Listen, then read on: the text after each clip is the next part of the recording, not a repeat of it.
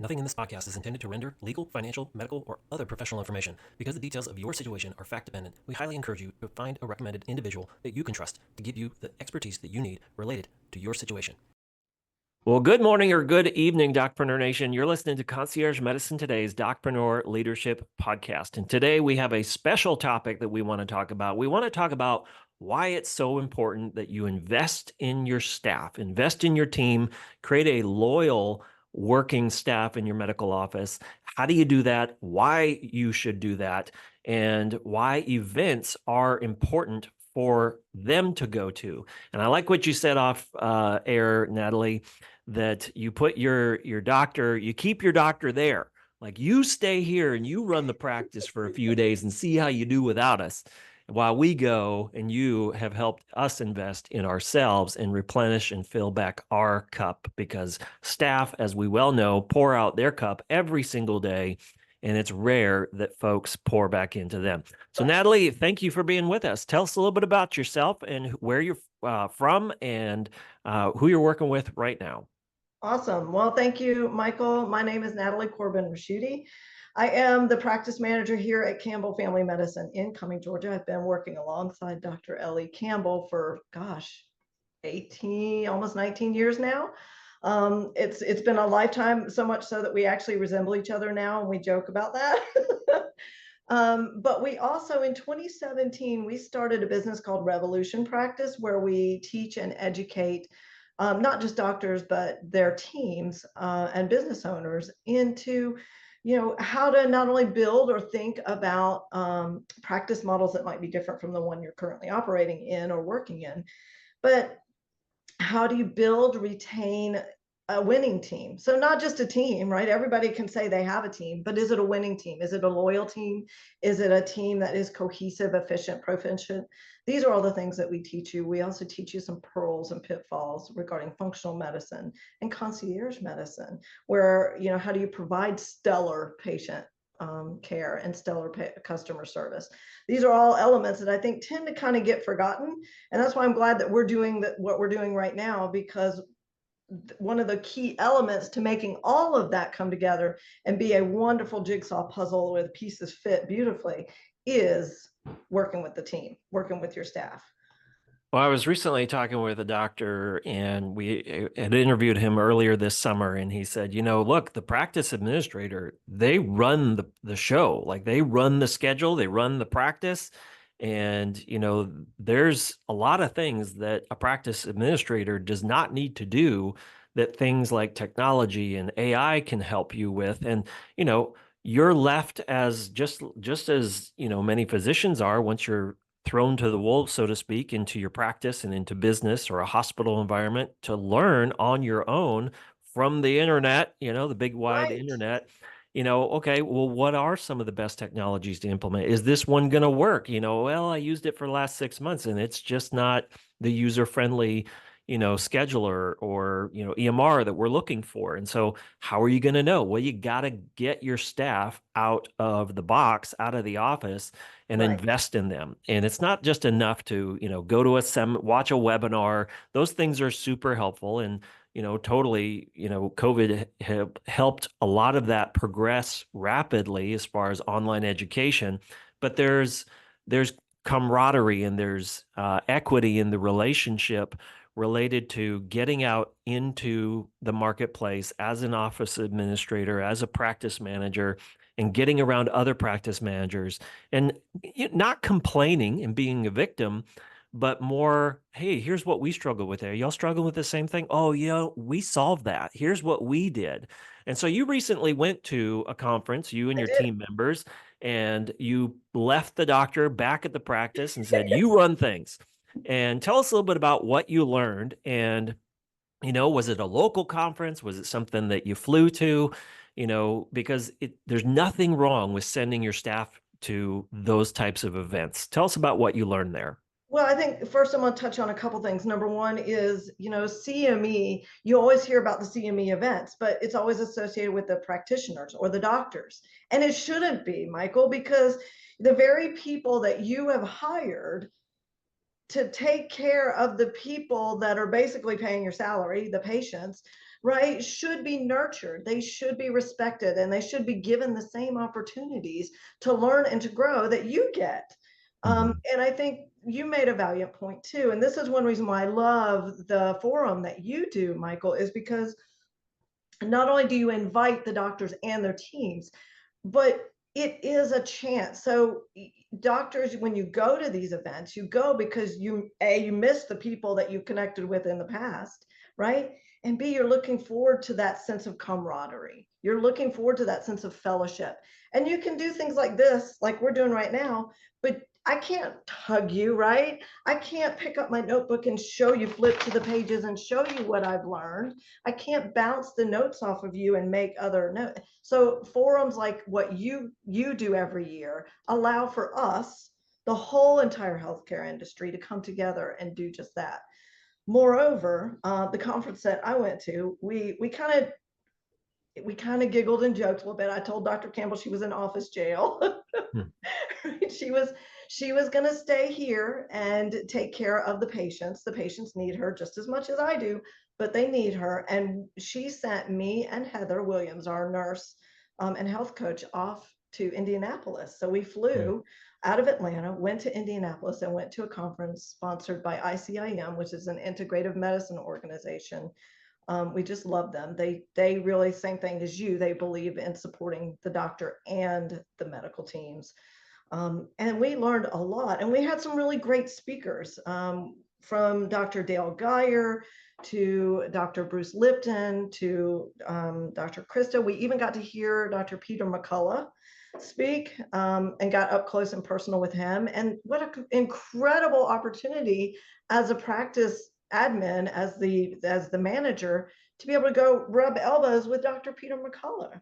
Right, I had a lot of things in my brain that I wanted to ask him, and now I had the opportunity to do it. Well, and So sorry, go ahead. so we went there for, yeah, we were in class 6 8 hours a day, but we also got fed. We also got, so we had food for our bellies. That was lovely. And then we also got the opportunity to speak with people that we might not ordinarily get to speak with, because we're we're stuck behind this desk all day every day, and Yeah. we do what we do to support our doctors because we love and believe in them. And it says huge, it says something when they love and believe in us as well and do things like that, send us for education.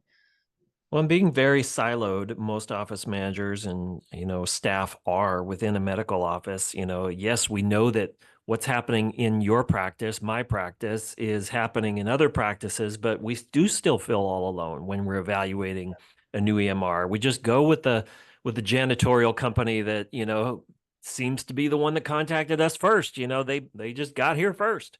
And so we need to make those decisions. And it's important to have that community around you after the fact. And what often happens at every single medical conference, the ones I attend as well, outside of the bubble of healthcare, because I think that there's so much more enrichment into what's happening and what's being taught outside of the bubble of healthcare at conferences, and bringing that into the bubble of healthcare, because healthcare, it does operate a little bit differently.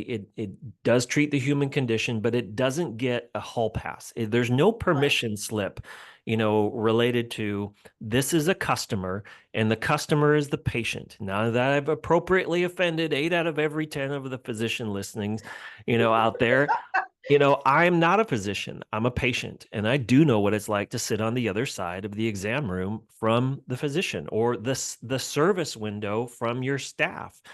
And we're going to get to those types of things, what you've done in your practice that has worked well, some pro tips that on customer service and hospitality and those types of things in a moment. But what often happens when you go to a medical conference, and you see this happen with doctors so much, and because they're the boss for the most part, they come back to the practice and they say, okay, they come back and they have a team meeting on Tuesday. Let's say they left for Thursday, Friday, You Saturday, hope they have a team meeting. They may not. right? Yeah, sometimes they don't, and they just implement things, and you're like, what? Like, we're doing that now? Right. And there's no education, no communication. So that's a problem too. But sometimes, let's say you do have a team meeting, you come back from this conference and the physician's all enthusiastic and, like, here's what we're going to do. And you're kind of like, hang on, like you weren't here Friday. You didn't see, you're not involved in, you have expertise, doc, in your area. Right. Leverage our gifts, leverage what we do and our expertise in, in administrating things, in, the bureaucracy. We really like that. Some people like that. Some people really geek out on administrative stuff. And they're good at accounting. They're good at bookkeeping. So how do you as a team overcome and persuade the decision maker after you come back enthusiastic from a conference and say, hey, we learned this, but don't poo-poo it yet. Like, don't just shut us down because it's not your idea. It's a good idea. And we recognize that it's a good idea. In fact, I went with Liz and she thinks it's a good idea too. But Right. you're the boss. You have to pay for these good ideas. And he or she may say, well, you know what? That is a good idea, but it's not my idea. So, no, we're not going to do those things. And then you're left handcuffed as a staff member. How do you overcome some of those challenges? I love this. Any idea is never a bad idea. It's just a workable or a non-workable idea, right? The fact that it was presented in the first place means that it should be at least given some consideration. Now, one of the other things I think is important is, I call it the accountability partner, Michael. So if you're going to a conference and you mentioned it, that the practice administrator or the person like me, your office manager, our practice manager, is the person who ultimately, says, we can't do that, right? Or, yeah, we can. Why not bring that person with you? Because if you're going to be bouncing ideas off of each other, you have two brilliant brains and they may be different, but they're supposed to be working in harmony. And if you're there for the benefit of the patients in the practice, wouldn't it be cool to be able to have the idea, see if it's feasible and viable and workable for the practice, and then bring it back and present it? You will already have it in your mind formulated in a way that you can present it to the rest of the team so they're on board, rather than coming back solo from some conference and pitching an idea that no one else but you is going to understand. Mm. And so if you and your team are already bought in and you present it in a way that will I guess shine your office, like show how you would implement it in the first place, they're going to listen to that, as opposed to, great, Dr. Schmo has a new idea, here we go again. Mhm. Right? Because those ideas never get implemented. And doctors, that's the other thing, Michael, is that they're so notorious for going to these conferences. And whether that's because they need the CME or because they are inspired in some way on a topic that's being presented or whatnot, but they go and they come back and they get right back into that daily grind. And so Mhm. all of those thoughts that they had on the plane or the boat ride or the whatever car ride home never go anywhere, because they Mhm. didn't have the people bought in that need to help them implement the idea. So Mhm. what I say about that is, what a shame. And you know why it's a shame? Is because you had an incredible experience, incredible idea, and something, new technology or new supplement or new medication or whatever it might be, that could have helped your patient. But now it's not going to go anywhere because you don't have the buy-in from your team. Mhm. And Yeah. that's when an idea, to me, that's why I talk about workable or non-workable ideas. In my brain, there really isn't a thing as a bad idea. It's only bad when you realize it doesn't work. Right. So, But but what do you do when you butt heads with the decision maker, with the bill payer? Maybe it's, the boss, right? And so overcoming that challenge to say, no, I'm going to fight for this one. Like, you don't understand. We need this. You're not sitting in my chair. I understand you pay my salary. I understand you pay the bills, and I understand that, but I'm telling you, this is a good idea. How do you know when it's time to lay down your sword or to fight for what you really believe is going to help the practice and help the doctor? well, I think you have to have that kind of relationship with your your boss or the doctor. You have to be able, you have to feel safe enough to banter or to argue, not to be combative. But if I mean, if you've been there like me for 18 plus years, I know what's good for the practice. And I've seen the trends, and I've seen what happens when we introduce something that we believe in versus when we just introduce something because it's a new idea or a new technology, right? If we know that it's going to help and we are bought in and we believe in it, whether that's me or whether that's Dr. Campbell or whether that's our nurse, I think you have to give credit and see if it will work.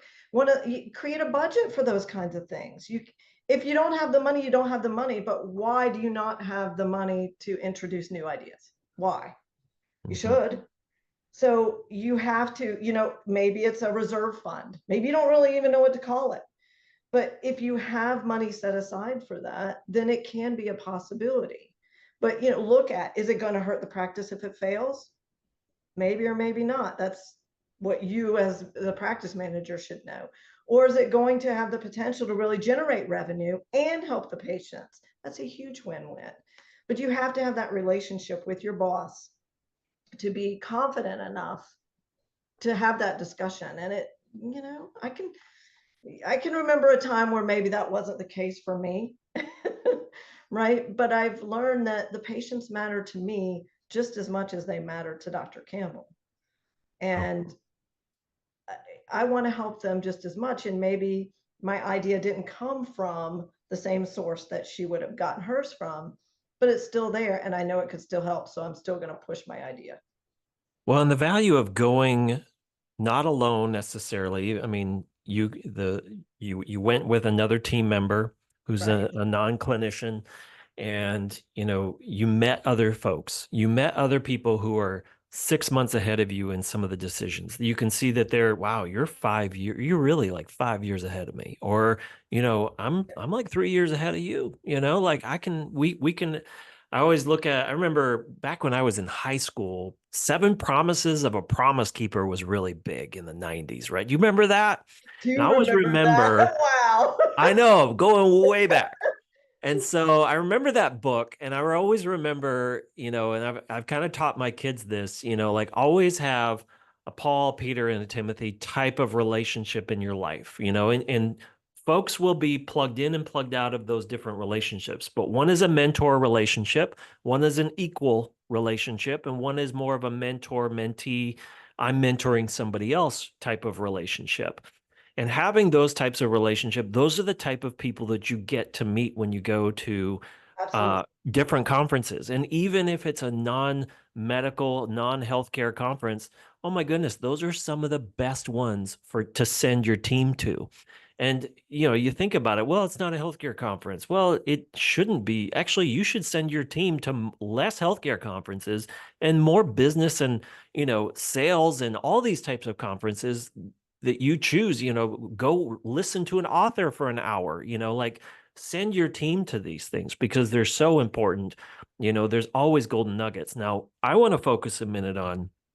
Well, let me finish that thought.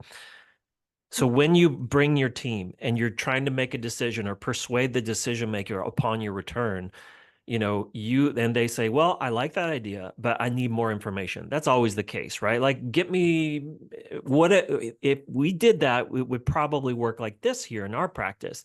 And then you're like, okay, well, you know what? I can call Julie, who I met, Right. or I can call Xavier, who I met, and I can ask those two different perspectives because their middle is different than they're already in the middle of it. Right? Exactly. And We're there's in the always going to be beginning of it. someone there that's doing what you want to do. Yeah. Yeah. So we cannot compare, our beginning to somebody else's middle and expect the same results. But now I want to talk about the enthusiasm that physicians probably or should, and I'm sure your physician had this enthusiasm upon your return.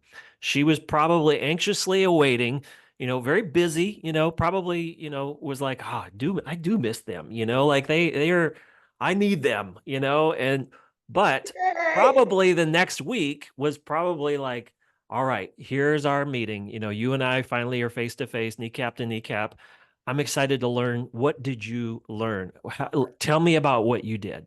Tell me about how it was.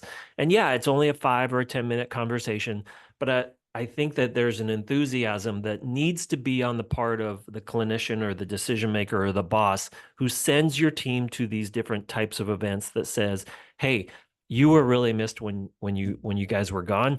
Tell me about what you learned and tell me about how it can help what we do here. How can we make what we do better today for our team and then for our customers and our patients?"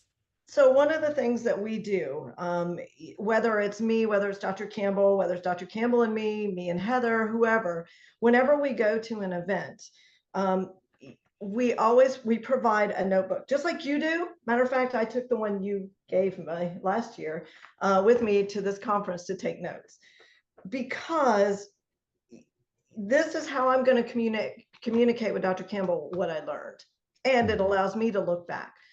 We take those notes and then we make a video, whether we post it on social media or just send it out to our patients, of the top 10 things, bullet points that we learned in the conference.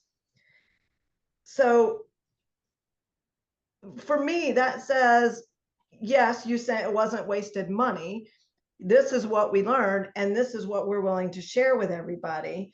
Because what you'll see is when your staff is learning, they're already in their brain figuring out, how do I take it from conference to my office? How does it apply from sitting here in this classroom environment to educating, helping, assisting patients or the practice? And sometimes what I've found is staff thinks about other staff, right? So the doctor tends to think more about patients and the team tends to think about the team. And that, I do both, but, I think about, we learned about like mycotoxins, right? And what a hugely toxic environment we live in. And I got to thinking that, one of our team members we know has a toxic burden of mold. And the sad thing is that we learned is that it's because they're accumulating stuff that came from their families' belongings that were part of a flood. Mm. Right. So now it's my duty to approach this team member in love, compassion, and support with the information that I learned in my conference about how we really need to focus in and deal with the stuff, and how that stuff can still be preserved sentimentally, but now we've got to deal with the toxic effect of the mold. But I wouldn't have known that if I hadn't gone to this conference, and my poor team member would still be suffering. So, connecting is just a word that really is expansive, and it can be doctor to patient, it can be patient to doctor, it can be team member to team member, it can be team member to patient. So any kind of educational event. And one of the things I want to mention is, Michael, is it doesn't, like you said, I think it doesn't have to be medical, right? So you doctors need your CMAs. You have to have them for licensing or credentialing or insurance or whatever it might be, but we don't necessarily have to have that. So there's a lot more opportunity, budget friendly Oh, opportunity, yeah. right, for us to learn. And your conference event that you do is one of the ways that we can all do that, because I think Concierge Medicine Forum really gives you the option to do the little workshops if you want. It gives you the option of sitting in the main forum and the main event, or just kind of peeking in and soaking in all of that in different entities or different classes.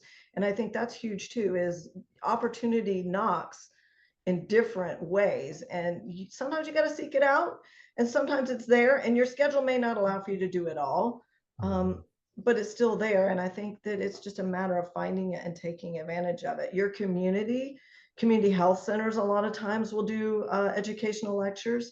The hospitals have educational lectures. You just need to call and see if you can sit in on them. Your chamber of commerce has very affordable, very budget-friendly lectures that happen for business owners, women in business, doctors, nurses.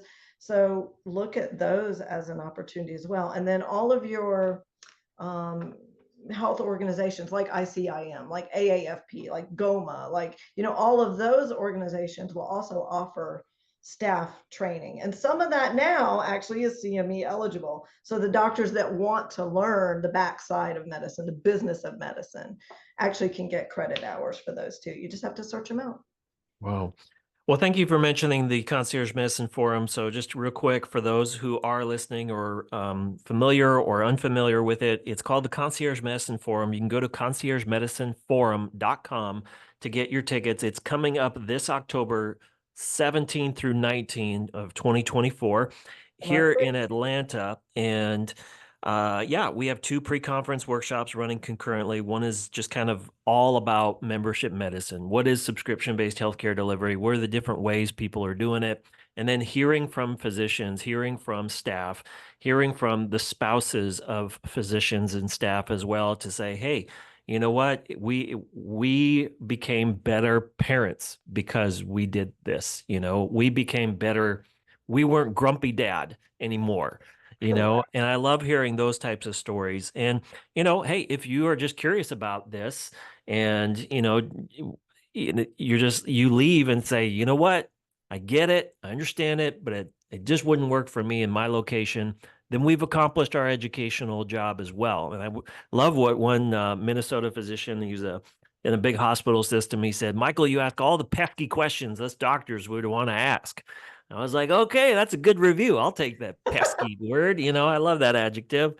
Um, so October 17 through 19 here in Atlanta. And you guys also have an event coming up with Revolution Practice. Tell us a little bit about when that is and what you guys are going to be talking about at that event of yours as well here in Atlanta. So we added a second calendar date for us. We had a live event in July, and we now have one in October. It's actually the weekend following the Concierge Medicine Forum, because we love October conferences. I think Georgia is just beautiful in the fall, and so we wanted to do that, especially before the holidays, to give you something to chew on and think about. Especially as you're trying to manage your holiday schedule and realizing that maybe you're in overwhelm, right? Mhm. So both of us offer those opportunities, but ours is going to be at the very same event hall that you are. You have the downstairs and upstairs. A lot of the guests at the forum don't know this, but upstairs there are classrooms, and you can rent out the classrooms. So that's what we're doing, because I like to keep our events a little bit smaller, because they tend to be an emotional event. We have doctors who are in overwhelm and who are frustrated and who are seeking answers and don't know where to look. And they just have a bunch of questions. And having a smaller classroom style event allows us to do that. So our event is the 25th and 26th. That's a Friday and a Saturday. And it's a 2-day event, not just a 1-day event this year, because we had way too much content to try and cram into one day. The second day is geared more towards the business side of medicine. So that way we also felt like we could give the doctors a chance to bring in their team members later if they wanted them in the office on Friday, that they could fly them in or drive them in for Saturday and be there with us all day on Saturday and learn about the business of medicine. We're also going to be talking about how to implement functional medicine. Like, how do you even begin? And what's the benefit to your patients? And how do you incorporate that into your conventional thought process? And then also how, if you're thinking of or looking to make a practice transition, whether you're jumping in completely or you're just kind of dipping your toe in, how do you do that? What does that look like? How do you create a different style of practice or a different practice model? You can be concierge and just be a little bit, or you can jump in all in like we are. But it's all about patient care and patient service and patient option and the patient experience. So on me, I teach your staff how to be GEMs, that's guest experience managers. And Dr. Campbell will teach the doctors all of the little nuances of how to add functional medicine. And we share all of our mistakes along the way, right? We humble ourselves quite a bit and really share what worked and what didn't work. So that's all in 2 days. Wow. Well, I love that. And what type of doctors what type of doctors have come in the past? What type of doctors are already coming to your types of events and leaning in? We have, I'm surprised. That's all I can say. We have veterinarians. Mm. We have psychiatrists and psychologists coming. We had an esthetician, a whole esthetician practice came. We have family medicine doctors. We actually had a couple of neurosurgeons that came, and then we have cardiologists, because now cardiology is looking to transition into concierge medicine, because they too are finally realizing that there's a better way to serve patients, and there's a better way to connect. And the patients who need a cardiologist really need their doctor to listen and be understanding. So I'm so excited to see cardiologists coming on board with concierge. Yeah. Well, and hey, concierge medicine and subscription-based healthcare, it's complicated. Anything good is hard, but you know what? If you're listening, you've done hard stuff before and you're going to do hard stuff again, and you can learn business. I love what Dr.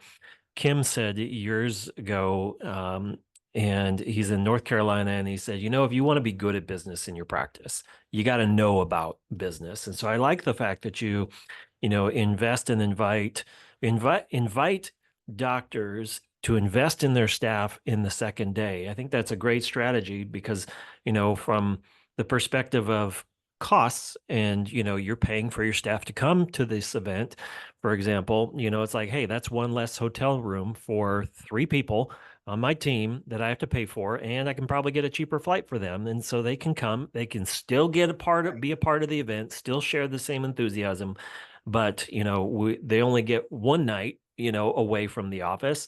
And yes, I still have to pay for travel and expenses and all that, but I think that's a great strategy to invite them. And to pivot back onto something I think that is an opportunity for everyone listening, and that is, I am always uh, I love good ideas wherever I find them. And I was at a I was at a church last night, and I was in the restroom, and I thought, that is the nicest paper towel dispenser I've ever seen.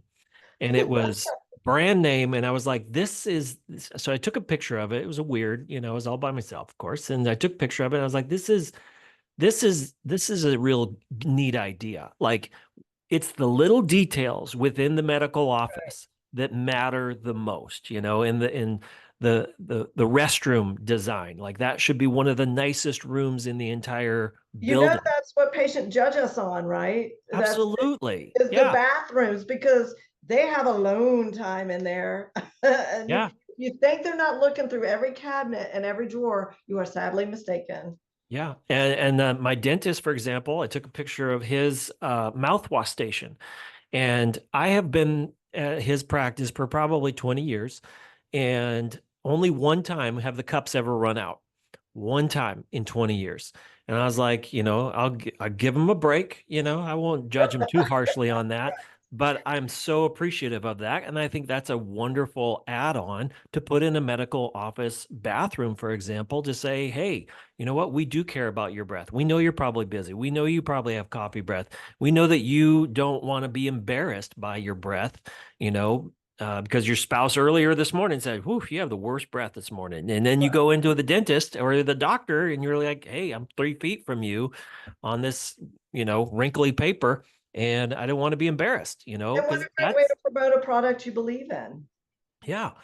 And the product, your physician's product is health, and your product is customer service and friendliness, and making eye contact within 12 feet. That's your position. And I love the fact that there are so many for doctors. There are so many opportunities locally in your city, in your area, even if you're in a rural area. There are little tiny workshops. There are, Rotary events. There are things that you can learn outside the bubble of healthcare. And the bubble of healthcare has a very, very thick wall. I've Yes. learned. Yeah, it's not very transparent. You can't really see through it very well. But to get it to take ideas that happen in the business marketplace and push the boulder up a mountain and into the bubble of healthcare, it is very, very difficult. And one of the ways that medical offices can improve and continue to be the best doctor's office for the world is to send your team to these types of events. Send your team out and about, even if it's locally and you don't have the budget for it. send them to go to listen to an author, who just wrote a Right. book about super communicators, because that is everybody's job. We're all super communicators at one point in time in our life. And that actually is a book that I'm just working on reading right now by Charles Duhigg. It's called Super Communicators. And I think that, his whole thing, and I thought it was so relevant. It has, yes, he shares stories about scientists and neurology and what we're learning in neuroscience about the brain, but he also shares stories about doctors, but it's not a healthcare book, And so when I listened to this author, I was like, goodness gracious, there's so much super communication that happens inside of a medical office or in the transaction or the relationship between office staff and patient and physician and patient, that we need to learn how to be better communicators, for example. And I feel like I can get there in about 5 questions, but he had talked about one of the questions was ask better questions. How do we as individuals, when we bump into somebody, whether it's a patient or you're in your role and I'm your patient and I walk into your practice, and I'm new patient, how do you communicate with me? And his example was there's an I think it was a NASA scientist out there that he makes it his goal to get to everybody he talks to. He wants to get to their hopes and dreams within 3 questions. That's hard, right? And so I feel like in some of our interviews, that we do here, you can do that within about 5 questions because, for example, it's like, hey, how was your day today? The next patient that comes in, what did you do this weekend? Oh, I just went to my kid's graduation. It was like, oh, congratulations. That's so exciting. And then the conversation ends there. And then there's no relationship built. But the better question is something more like, that's really cool. I have a daughter as well, and she's about ready to graduate high school. How did that make you feel when he was walking across stage? And then you kind of get deeper and deeper and deeper. And that's something that's so important for you and your role and you and your team to Yes. incorporate into healthcare that has nothing to do with CMEs or CEUs that you can learn outside the bubble of healthcare. So Right. I'll let you have some parting thoughts on that. And I've really enjoyed our chat today. I know I love talking with you, Michael. You're always inspiring to me. You're an inspiration in what you do and the way you think. So, you know, I was thinking as you were, I don't know why my brain went here, but as you were talking, I thought, I work with my team because what is like you get engaged in these conversations that are back and forth and they're just words. They don't mean anything. For example, somebody walks in, hey, Ms. Jones, how are you feeling? Or how are you? I'm good. How are you? Now, Mhm. first of all, this is a new patient who's coming to you after they've been to 23 doctors. Should you really be asking at the front desk, how are you? You know how they are. Don't ask that, right? Mhm. And so I think it's important to teach the team. Oops, excuse me. Let me X that. I think it's important to teach the team to be engaged in the conversation with the patients, to be mindful of the words that they are choosing. So don't have these meaningless conversations to fill space. Have the heartfelt connections that mean something and will leave an impression. So for some reason, when you were talking about that, that really hit me because I realized that when I walk in anything, doesn't matter if it's a convenience store or the grocery clerk or my doctor's office, the first thing they say, because it's programmed, hi, how are you? Mhm. And then do you really listen when you get the response? Right. Mhm. So it is, I'll go back to it really is about creating the meaningful conversations that will take that patient into either having a good experience and your team member having a good experience or not. And it is something as subtle as that and the restroom that can really make that patient decide whether or not they want to come back. Because I can't remember the stat right now, but the majority of patients leave their doctor's office because of the staff, not because of the doctor, or Yeah. they leave because they didn't like the way it felt, right? Mhm. You, us, me, have the ability to change that if you're willing to invest in making the change, whether that's through medical education so that they can better relate to their patients, or whether that is through attending forums like the one you're offering or events like the one I'm offering, whether that is about getting that CME to learn the next technology. It has to be about making the connection to make the relationship that will endure, Yeah. not about fluffing it and filling it with nonsense. Yeah. And we'll talk more about this at your conference and our and CM, the Concierge Medicine Forum, as well as Revolution Practices stuff. I'm sure you guys will cover this as well. But I give I gave a course on this a few years ago, and I talked to my daughter, and I are big Lord of the Rings fans, and I'll end with this story. And we're not like Comic-Con, Dragon Con people. Like, we don't dress up in the cloaks and robes My and son swords or does, but anything.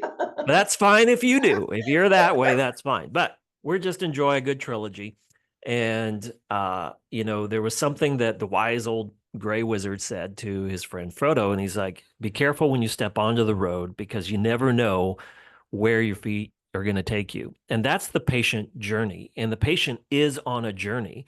Now, the hero of the story is not Gandalf, the wise wizard, or the physician, right? And we usually equate the hero of the story in a patient's journey as the doctor. Mhm. The hero of the story is the patient, is the person who got on the road, that fought traffic to be there, that fought the pain to go in and finally make the appointment, that has been to 23 specialists, and finally is hoping upon hope that, this one person I'm in front of now is going to help me a little bit.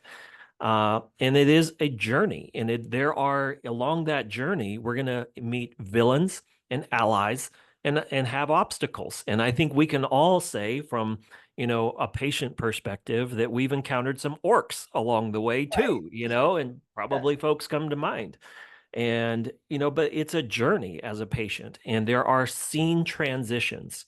There are moments where, I have to, like, are you serious? Like, this is a 5-minute voicemail hell. What is this that is this, what am I going to get involved in if I go to this practice? Because this voicemail phone tree is awful. And, or are they picking up by no more than 3 rings later, And then what happens, are they going to make me pee in a cup? Is the doctor going to ask me something embarrassing? Are they going to make me change clothes into one of those robes? Or, what is the bathroom going to be like? Do I have bad breath? Am I going to make it home before the kids get out of school, and I'm going to get charged by the daycare $1, for every 10 minutes? There is a journey that the patient goes on, and the scene transitions, that if you can, turn a restrictive policy in a very moral, legal, and ethical way into a memorable moment, that, hey, we worked around a little bit of a restrictive policy. We're not like stuck on this is how we do it, or what's your name again? Like, I Mhm. hate those questions at doctor's offices. And then he's like, "Oh, well, you're going to need to, or you're going to need to go to get this first." Like, there's nothing worse than bumping into those restrictive policies along the journey that just make my encounter with you, and I haven't even seen the doctor, right? So it's like, oh my goodness, like, this is ridiculous. So learning those skills, equipping your team to do the work better, is going to be so important, and will help you thrive, and will really, I think, as a physician, help you sleep better at night, knowing that, like, you know what, Natalie's got that under control. I don't have to worry about that this week. She's got it. He's got that. So again, thank you for so much for your time. Thank you for sharing your heart and what you guys are doing at your practice. And it has been so helpful and so encouraging to hear your story from the staff side, and why it's so important to invest and invite your staff to these important events in and out of healthcare. Yes, I agree with you, Michael. And I think we'll part with this is, if you invest in your team will invest right back into you in the practice. So Yeah. it is a reciprocal relationship for sure.